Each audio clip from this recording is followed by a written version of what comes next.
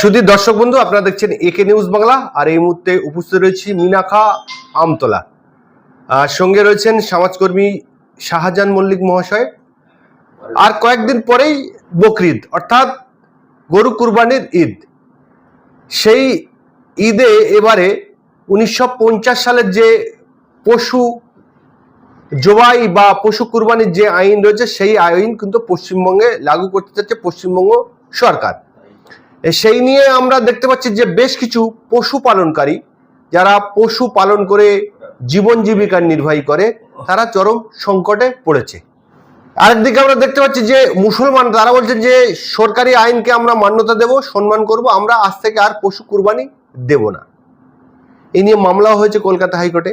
আমরা এই প্রসঙ্গে কথা বলবো। আমাদের সঙ্গে রয়েছে বিশিষ্ট সমাজকর্মী শাহজাহান মল্লিক মহাশয়। বিজেপি সরকার এসছে, আমরা খুব আনন্দিত। কারণ বিজেপি সরকার না আসলে মানুষ যে কোন পরিস্থিতিতে দাঁড়াতো এখন, সেটা আমরা বুঝে উঠতে পারছি না। এখনও অনুভব করতে আমরা পাচ্ছি না। কিছু মানুষ অনুভব করেছে, কিন্তু আমরা অনুভব করতে পারছি না যে মানুষ কোথায় গিয়ে দাঁড়াতো। আজকের যে কথা বলছেন যে বিজেপি সরকার নানা রকম ইস্যু তৈরি করেছে, এটা ইস্যু নয়, এটা তো সরকারি নিয়ম, এটা তো আইন, 1950 সালের আইন। অতএব সেই আইনটাকে আজকে কার্যকরী করা হচ্ছে। এর জন্য বিজেপি সরকারের তো কোনো দোষ নেই। এরা তো সঠিক কাজ করার জন্য, নিয়ম অনুযায়ী কাজ করার জন্য এগিয়ে যাচ্ছে। এটা তো আমরা তাদেরকে ধন্যবাদ জানানো দরকার, তাদের সাধুবাদ জানানো দরকার। কিন্তু বেশ কিছু পশু পালনকারী যারা এই পশু পালন করে জীবন জীবিকা নির্বাহী করে, তারা চরম সংকটে পড়েছে, বিপদে পড়েছে। তাদের লক্ষ লক্ষ টাকার পশু আছে, কেনার লোক নেই। কি বলবেন? তাদেরকে সংকটে কে ফেলেছে? বিজেপি সরকার তো ফেলেনি। তাদেরকে সংকটে ফেলেছে বিগত সরকার। কারণ বিগত সরকার যদি 50 সালের আইনকে যদি কার্যকরী করে, এটা যদি অ্যামেন্ডমেন্ট করতো, তাহলে আজকে তাদেরকে বিপদে পড়তে হতো না। কিন্তু মুসলমানদের গরু খাওয়ার একটা সুযোগ দিয়ে তাদেরকে একটা রাস্তা দেখিয়ে দেওয়া হয়েছে যে এইভাবে চলবে। কিন্তু এটার জন্য দায়ী কে? দায়ী তো বিগত সরকার, অন্য কেউ তো নয়। 2018 সালে এই মামলাটি কলকাতা হাইকোর্টে ওঠে। আমরা সূত্র মারফত খবর পেলাম যে সেই আইনের পক্ষে মমতা ব্যানার্জি সরকার সাহায্য করেছে, কিন্তু আইনটাকে পশ্চিমবঙ্গে লাগু করে। কি বলবেন? তার মানে তো সেইটাই, আমি যে কথা বললাম সেইটাই তো উত্তর। কারণ মানুষকে তো এই অন্ধকারে রেখে কাজ চালানো হয়েছে। এটা তো শুধুমাত্র মুসলমানদের নিয়ে একটা রাজনীতির ফয়দা তোলা হয়েছে, তাছাড়া অন্য কিছু নয়। তা মুসলমানদের বুঝতে হবে, গরু খেলে স্বামী বিবেকানন্দ বলেছিল, জীবে প্রেম করে যেই জন সেই জন সেবিছে ঈশ্বর। অতএব জীব হত্যার কথা যদি 50 সালে যদি আইন হয়ে থাকে, সেই আইনটাকে হয়েছিল, হয়ে থাকে নয়, সেই আইনটাকে কার্যকরী বা অ্যামেন্ডমেন্ট করার দায়িত্ব যাদের ছিল তারা করেনি। আজকের মুখ্যমন্ত্রী এসে সেই আইনটাকে বলবৎ করার চেষ্টা করছে। এর জন্য তাদের সাধুবাদ জানানোর দরকার। তেনারা যদি মনে করেন যে এটা অ্যামেন্ডমেন্ট করার প্রয়োজন আছে, কি কিছু আছে, সেটা পরবর্তীকালে তারা যেটা করবে সেরকমই হবে। আইনে গেছে, আইন যদি বলে যে এটা তোমরা অ্যামেন্ডমেন্ট করো বা তোমরা এটা শিথিল করো, আইন বলে দিলে যদি হয় হবে, আর না হলে সরকার যদি অনুকম্পা দেখায় সেটা আলাদা বিষয়। সে বিষয়ে তো আমরা হস্তক্ষেপ করতে পারি না, যেখানে সাবজুডিস বেটার।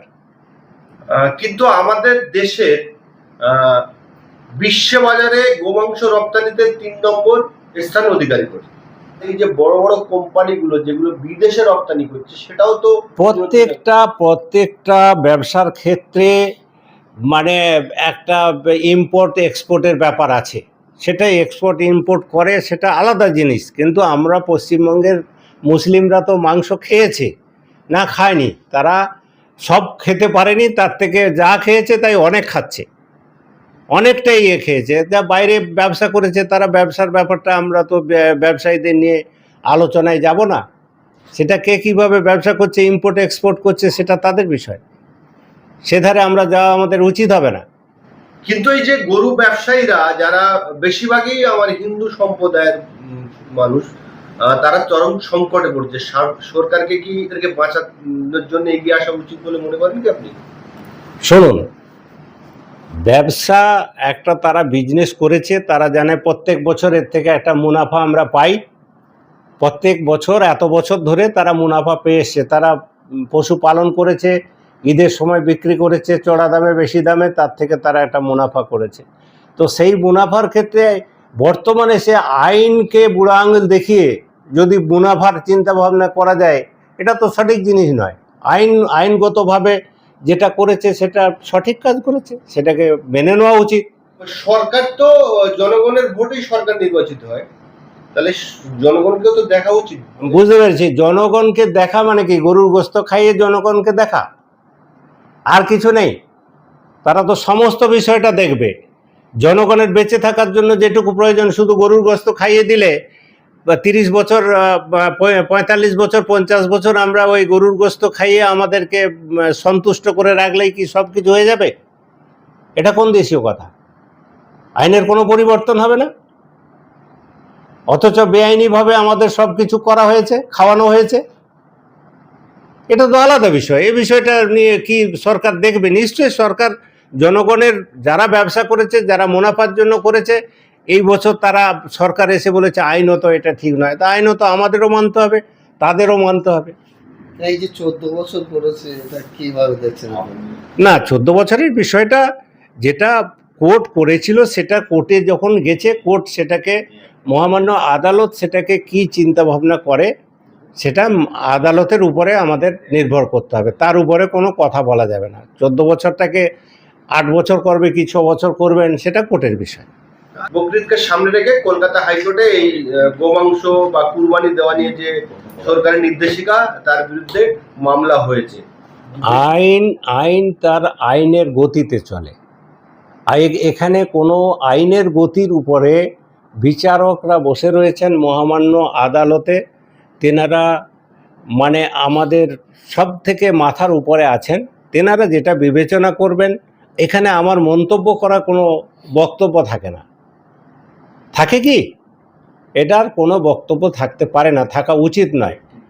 আইন সবার উপরে, আইন আমাদের মাথার উপরে আছে। আইন যেটা করে দেবে সেটাই সর্বোচ্চ সিদ্ধান্ত বলে আমাদের মেনে নিতে হবে।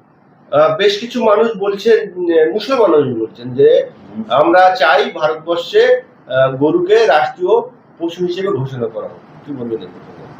রাষ্ট্রীয় পশু হিসেবে ঘোষণা করার বিষয়টা সম্পূর্ণ আলাদা। রাষ্ট্রীয় পশু হিসেবে পাখির রাষ্ট্রীয় পাখি আমরা কাকে বলি? ময়ূরকে বলি।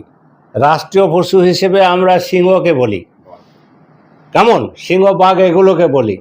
তো আজকে যদি গরুকে সেই করার কথা, এটা আমাদের দাবি, এটা অনেক লোক বলছে, কিন্তু এটা কথা নয়। এটা আমরা তো গৃহপালিত চতুষ্পদ প্রাণীকে রাষ্ট্রীয় পশু হিসেবে করবে, এটা আইনত যদি হয়ে থাকে, যদি কোর্ট বলে দেয়, আইন বলে দেয়, তাহলে হতে পারে।